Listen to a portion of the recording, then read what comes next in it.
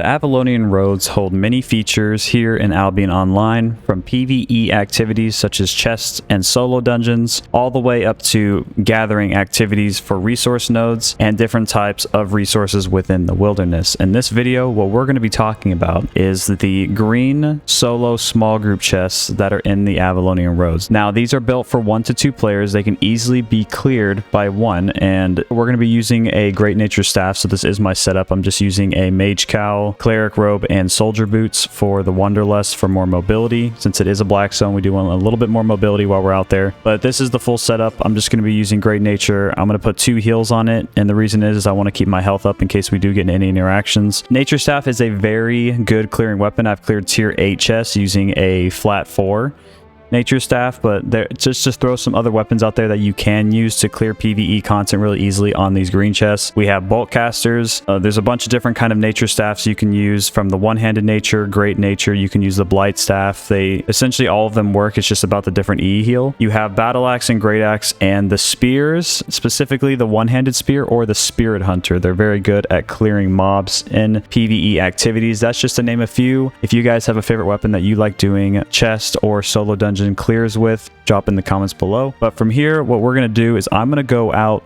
to a random portal. I'm going to find a green chest that has mobs and hasn't been cleared yet, and I'm going to show you guys how to clear the chest, what mobs, what abilities you should be looking out for, how to clear the final boss, and then to get the loot and get out. And once you have this method down, you'll be able to get in and out of the Avalonian Roads, clear as many green chests as you can. I've made about 10 to 12 mil silver over the last 2 days running Avalonian Roads, just hard running green chests. It's been absolutely insane. So I'm going to get out there and I will meet you guys in the Avalonian Road. So here we are at our first Avalonian green chest. If I open up the map, here is what they look like on the map. These are the green chests I'm going to be showing you how to clear. There is another cluster that can pop up of green chests. It's usually like a square, and like 4 green chests will spawn in that location. It does show 1 on the map, but once you get there, it has a little square formation. Just know there's going to be 4 chests there. Now, if we click on these, we can check they are tier 6. These come in tier 4, 6, and 8. In a regular Avalonian Road, these green chests have a chance to be different tiers, so this one over here has a chance to be a different tier than the one that we're doing right now. The only place that they are the same is the Avalonian Rest. To start this out, there are 2 mobs here. We have the Pathfinder Beacon Drone, and then we have the Conduit Drone. Now, this one right here doesn't have any primary attacks, neither does, well, both of these don't have primary attacks. This one, what it does, it has distance abilities as well as an AoE that is just trying to nuke down your health. And anyway, it's mostly just trying to make sure that you keep moving. If you stand still for too long, this bot will punish you. Now, this bot will punish you for making the fight go on too long with it. So what this one does is it moves around and then it goes into a building state where it will create little drones that have a wind up that come flying towards you. And we're going to attack this right now. This is the first one that you always want to take down. This is a priority number 1 if you ever see this in any fights, because this is a spawner. It'll spawn other little drones that'll make your life annoying, and then you have to kill those drones to keep going because they will keep messing with you. So what I'm going to do here is I'm going to target both of these and just start nuking it down. I don't want to kill it too fast because nature can clear this very quickly. And I'm going to let him spawn a drone. So this is what happens when he gets his first channel off. There's these little assault drones that pop up. And now what he's going to do is, you can see he's trying to spawn another one.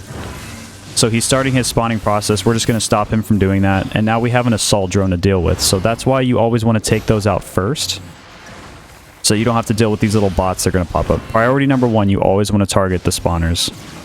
So now we have to take care of this assault drone, and it doesn't even give us fame drop. It's just an annoying little bot that we have to take out that keeps aggro on us, and it doesn't even drop fame, XP, or anything. There's no benefit to it even being out here. Okay, so that's done. They even drop items at times, so we did get a little, you know, a tome. This is another beacon drone, so we're just going to nuke this one down. You can see this is his targeting ability, so he's just shooting me from a distance, dropping a coned AoE, and then he does straight shots. There's another coned AoE.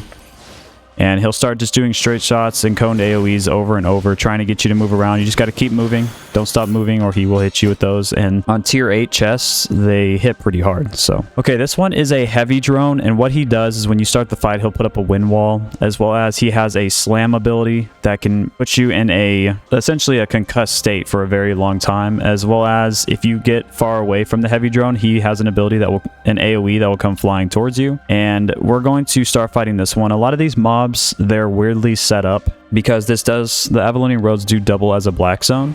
So what these bots do is they are essentially set up to be as annoying as possible, even when you have your mount out. So I do recommend, if you are a PvEer and you don't want to be taking PvP fights, here's the slam, that you're going to want to keep your mount out with you. Now, the thing is that a lot of these bots, their abilities are...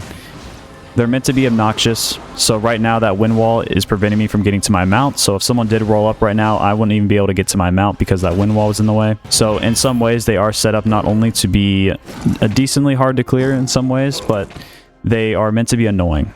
So this one is a mining drone. This one you have to be very careful for because this one has two abilities that can essentially make or break your situation if you do get in a PvP fight. So we're going to start the fight, and what it does is it puts down this almost like this metallic goo. So this goo right here, it'll slow you and cause damage over time.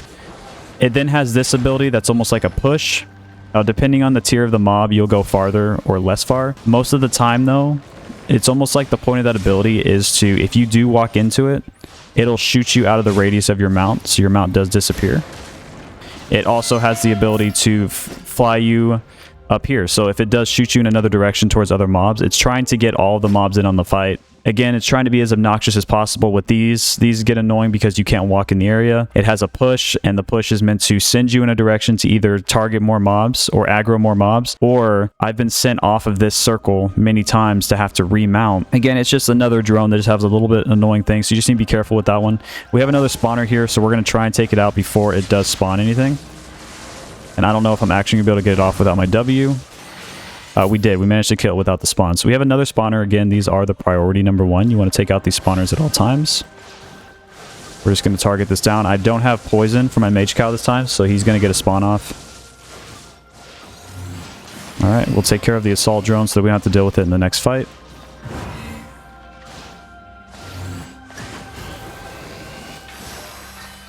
Okay. We have another beacon drone here, and then we have a mining drone. We're going to take out the mining drone first. Alright, if you do get close to it, it will keep gooping. When you're at like a medium distance, it does do this push that it just tried to do. And it does linger, so don't walk into it. As well as it has a spinning ability that if you do stand in that, it will build stacks right here. It'll build cutter stacks, and essentially it's like equivalent to a bleed.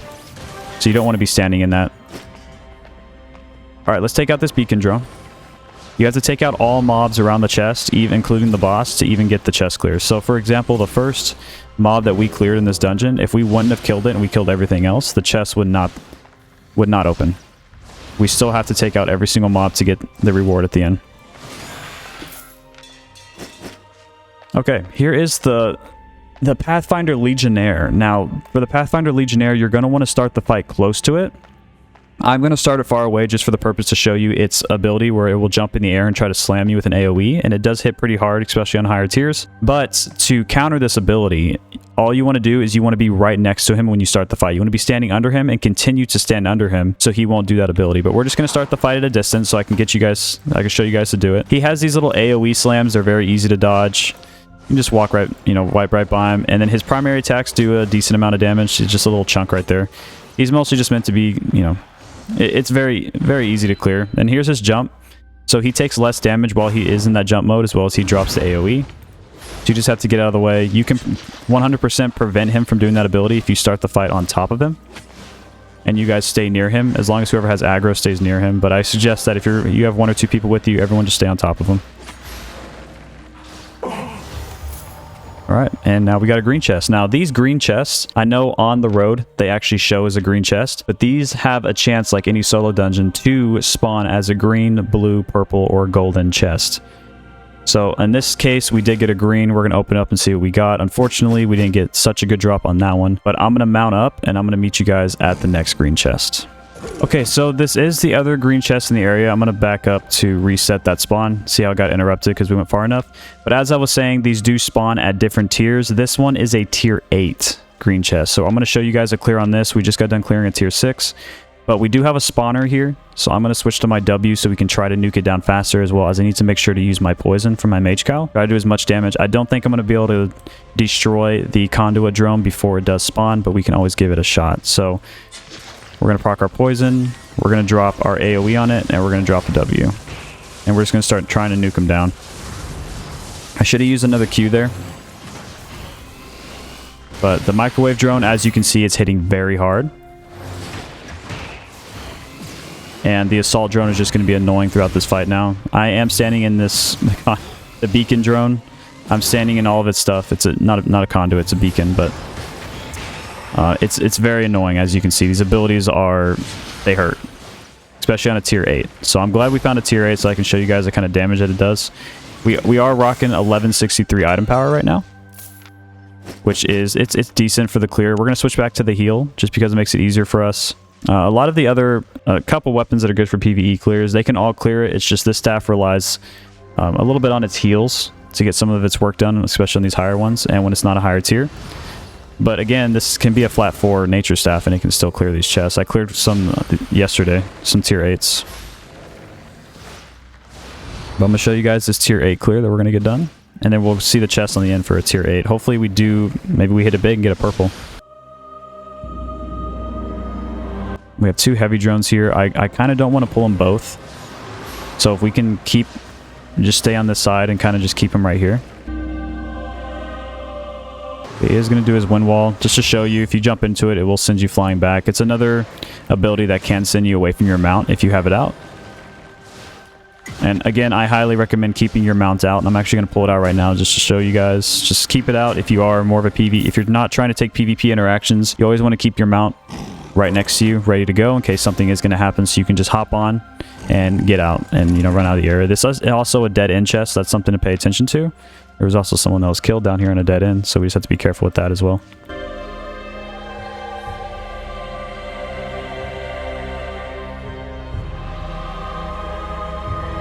We're going to take out this beacon drone. Avoid all of his shots. This guy, again, they're tier 8, so all their abilities are going to hit a lot harder. So we have to be very careful about getting hit by their abilities. Shouldn't be face tanking any of their abilities at any time, especially in this zone. The whole point of this is to be as efficient as possible. Keep your health up and your energy. Watch your energy levels. If someone does roll up on us, we would hate to be low energy, low health. And 100% you do not want to be in a down state when someone rolls up on you. They could easily just walk up and execute you. And it's the freest kill in the world. So you're essentially donating your gear if you do that. So it's better to reset the fight than try to stretch it out with no health. I 100% recommend resetting. Like we did at the beginning of this fight, we probably should have reset instead of keeping the fight going. We still don't have our mount out, so this is a bad situation. So right now I would try to back off and get your mount. So we want to take out the mining drone, and then we want to take this moment to mount up. I don't know if we're going to be able to with the shot. We were not. Okay, we can try to bait out another ability here. Hopefully. Here we go. We might be able to get the mount up on this one. There we go. So let's just keep our mount out in case someone does roll up on us, and we're not willing to take a fight, or, you know, any situation. You always want to just try to keep your mount out. And there comes someone now. Is a bloodletter. We're not worried about him at all.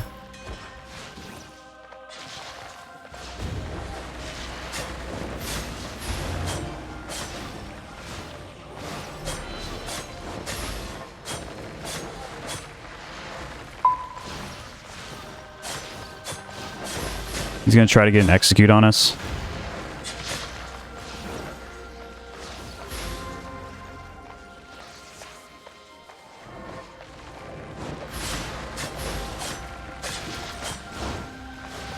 And that's nature for you right there.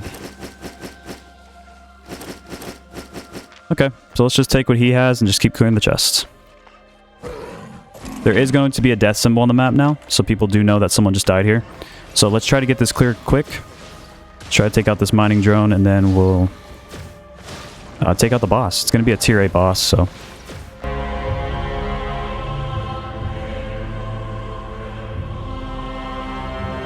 Okay, we do want to avoid his abilities. I did start the fight on top of him, so he shouldn't do his jump ability this time, as you guys will see.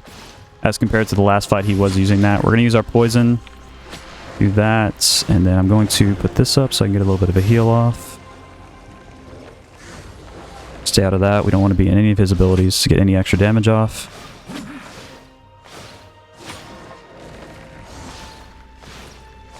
Okay. It is another green chest, but it's tier 8, so it has potential to be, hopefully, have something good in it. 18. We also got 22 silver bags, so But that is the 2 green chests, so I'm going to meet you guys back in town, and then we can kind of go over what we got and the last finishing details. Okay, we are officially back in the city, and I mean, we made 247k from this run, but we also got a player kill, so I would minus about 170k from that. So this run was a weaker one. It was about 60 to 80k. Those are the ways that you can clear green chests, and if you do grind through a lot of those green chests, the other day I got 3 purples and 1 gold. I've only gotten 3 golds the whole time I've been running on this account since I've been playing, but they do happen, and some of them can drop up to 1 mil in silver. Some of them will drop only 3 silver bags. It really is a unique feature in the Avalonian Roads. It's another way to do open world dungeons as opposed to jumping into solo dungeons. You just go into the roads and clear the green chests. But I hope you learned something in this video, and I hope that you feel confident enough to go out into the Avalonian Roads, find some of these green chests, start clearing some of these mobs, open some chests, get some loot, build up that silver. In the future, we're going to be releasing more Avalonian Road guides to try to cover as much content there as possible to get you ready to run the roads, as well as get you ready for the Mists of Avalon. If you did enjoy the video, make sure to leave a like, comment, and subscribe, and I'll see all of you in the next video, and I'll see all of you in Albion Online.